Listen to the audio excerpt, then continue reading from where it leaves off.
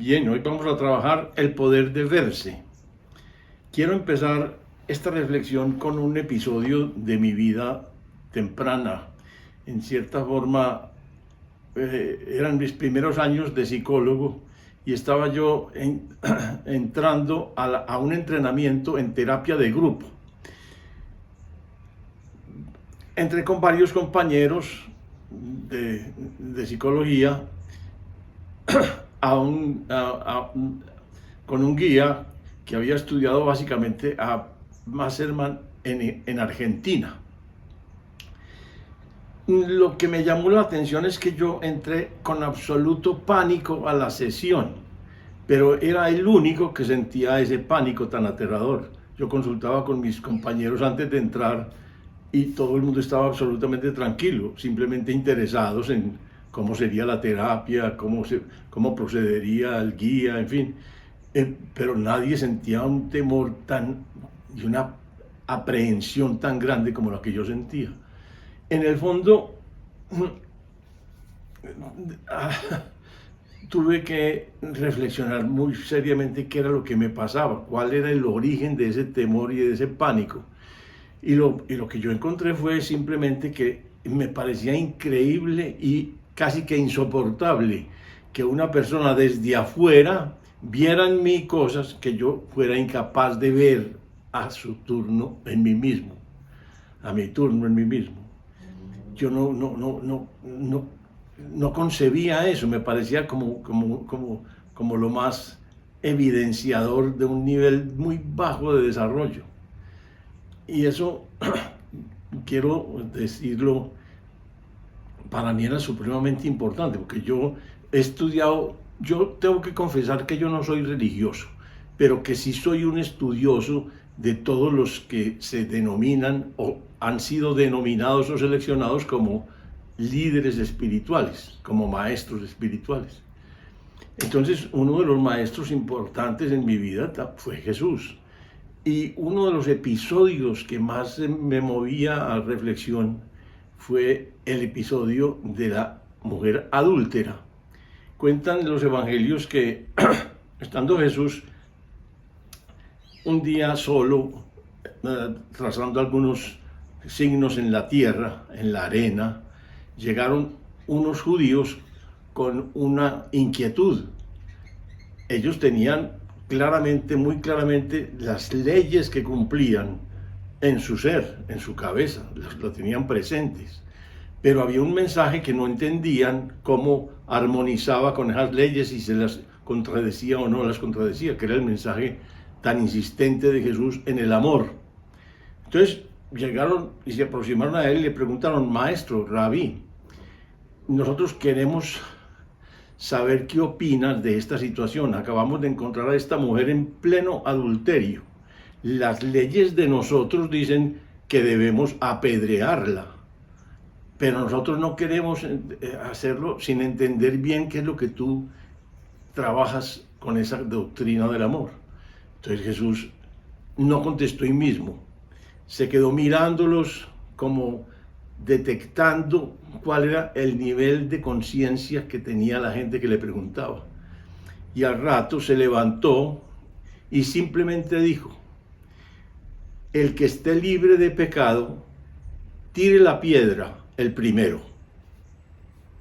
Y se volvió a sentar, se volvió a inclinar sobre la arena y siguió escribiendo sus signos. Y esperó.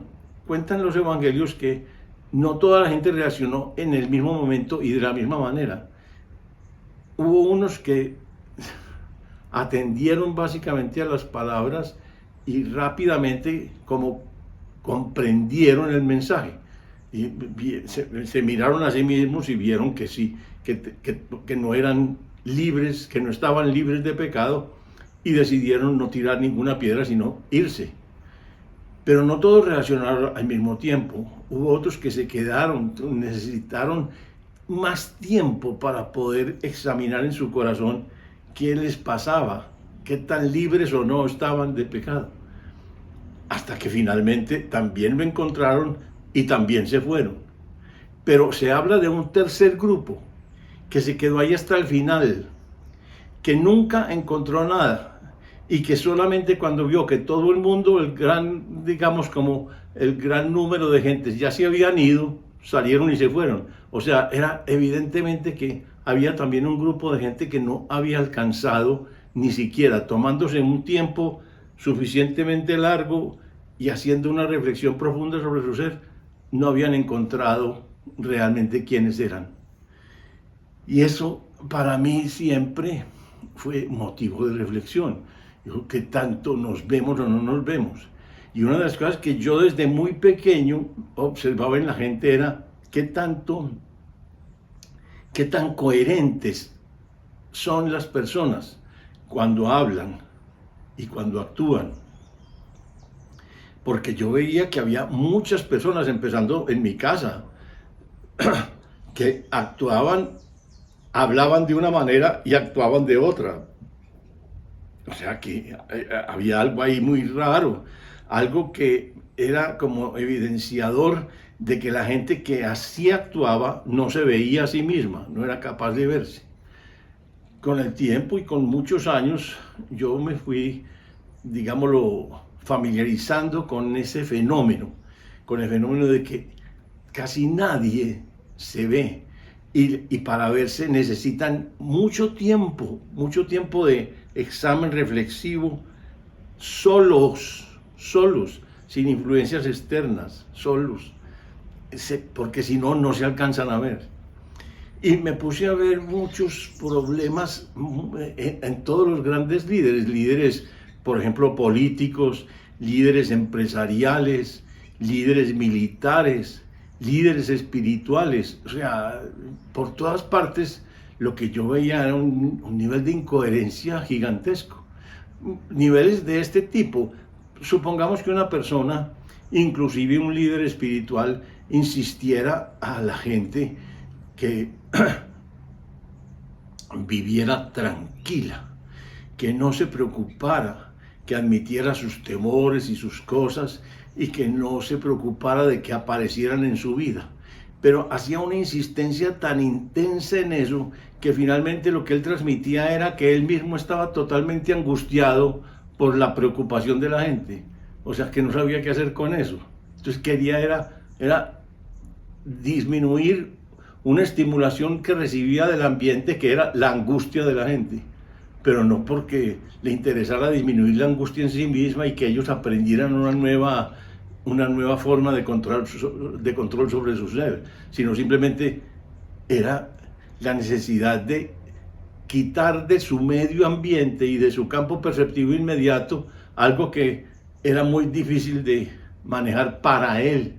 Entonces uno decía, caramba, qué cosa tan increíble. Y puede ser un líder espiritual destacadísimo, pero es que hay muchos líderes espirituales que no tienen, que no se ven, que están perdidos, sobre todo aquellos que tienen una especie de misión populista, que les interesa mucho como ligarse con toda la gente, con mucha gente, y viven pendientes de sus reacciones, sus impresiones, el efecto que ellos causan sobre los demás. Ese tipo de personas está metido en un ambiente que es muy difícil que provea las condiciones en las cuales uno se ve. Entonces, para mí fue demasiado importante y sigue siendo demasiado importante, porque es que cada vez que miro nuestra sociedad, miro mis pacientes, miro el liderazgo que aprecio en las distintas instituciones y veo unos niveles de incoherencia gigantescos. Entonces digo, por Dios, ¿qué podemos hacer?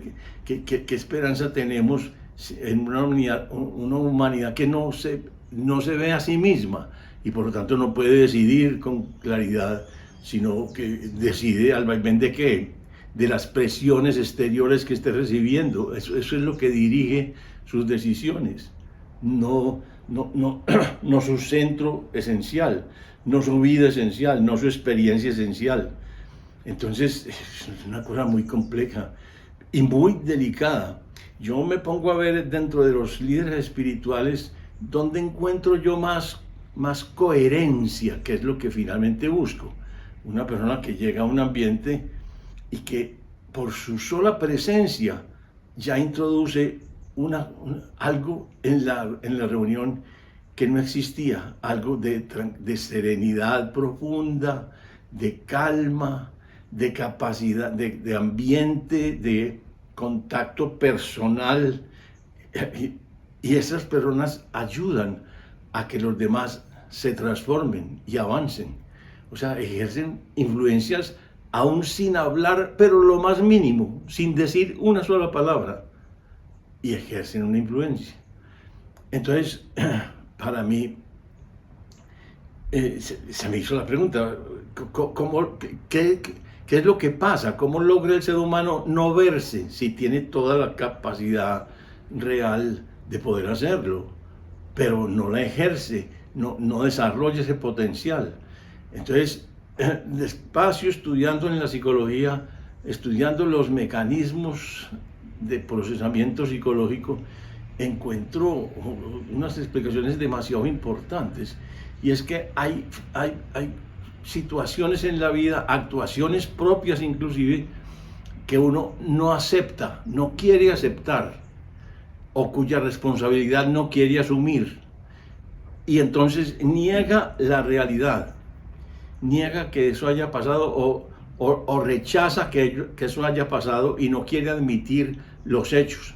Por ejemplo, una persona fue echada del trabajo y puede gastarse años enteros, años considerando que fue echada injustamente, que fueron todos conspiraciones externas, que él nada tuvo que ver en esa decisión final que le tocó asumir, y se demora y no lo acepta.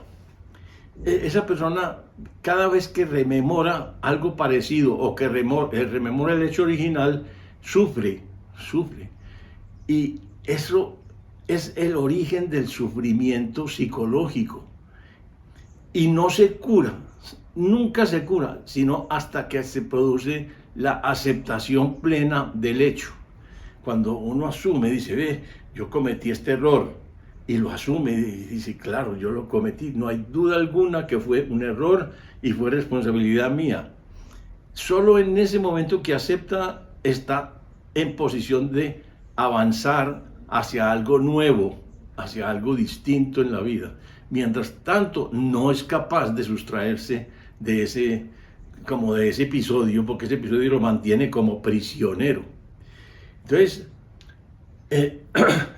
cuando empecé a ver eso, dije, es que el problema es muy complicado, porque nadie le dice a uno cómo lo ven exactamente. Y hay personas que dicen cosas increíbles. Por ejemplo, hay una persona que jura y perjura que él no tiene ego, que él no está trabajando por beneficio personal de nada. Pero los que están al frente, muchos de los que están al frente se dan cuenta de todos los esfuerzos que hace por separarse de los demás, por mostrar que él es más importante, por mostrar que él sabe más, por lograr la valoración de los demás, por destacarse entre todos los demás. Es evidente para mucha gente, y sin embargo, él no se ve, él sigue actuando de una manera increíble. U otra persona que, por ejemplo, se duele hasta las lágrimas de los fracasos afectivos de una persona amada. Por ejemplo, de una persona que ha tenido muchas relaciones y en todas le ha ido mal. Y él se duele y sufre con eso y no se da cuenta que su propia vida es un caos emocional y ha sido un caos emocional siempre. Y que entonces ese llanto casi que podría ser exactamente el llanto que él haría ante su propia vida si la viera, si se viera a sí mismo. Porque si se viera a sí mismo y sintiera esa compasión, entonces sí podría ser ese un sentimiento legítimo, por supuesto. Una madre, un padre que tiene su hijo con ese problema o con esos problemas y que realmente lo ama y que no tiene, y que mira su vida y que ve que su vida es una vida plena y muy satisfactoria desde el punto de vista afectivo, entonces sabe con seguridad absoluta que sus sentimientos son auténticos. pero una persona que de pronto no tiene certidumbre de esa, digámoslo, vida integral, no está clara, simplemente sigue sufriendo cada vez que rememora los fracasos de sus hijos o de sus gentes queridas o cercanas, y en lugar de ver los propios y hacerse cargo de ellos. Entonces,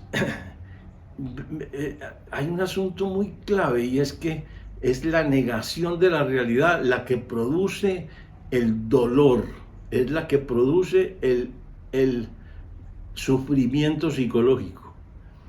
Y la salud, la sanación real, está en lograr la aceptación de los hechos que uno ha negado en su vida.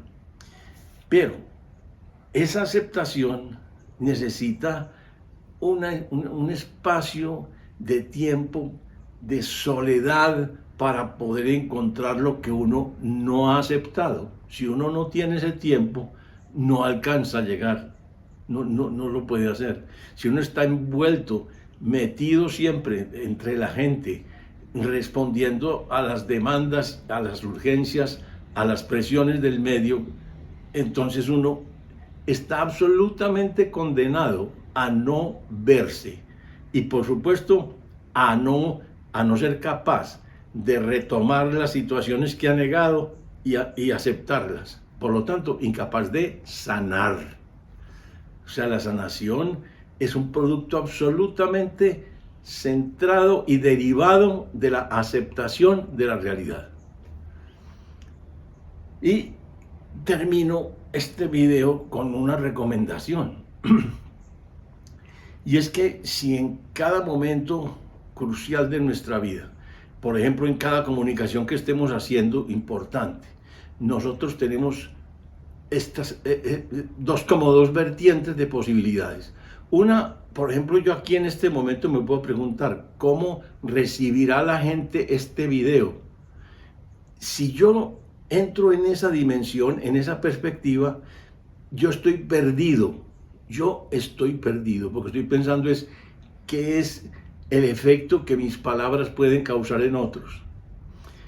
Pero la otra perspectiva es cuidar si lo que estoy diciendo corresponde a lo que siento y pienso de verdad.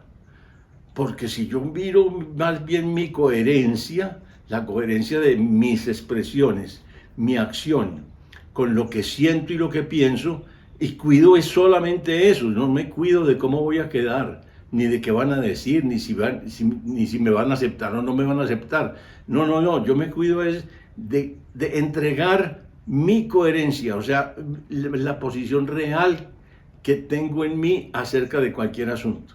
Si hacemos eso, yo estoy seguro que logramos el ambiente de soledad, de aislamiento y de paz necesario para sanar y contribuir. Eso es todo por hoy. Los espero en el próximo.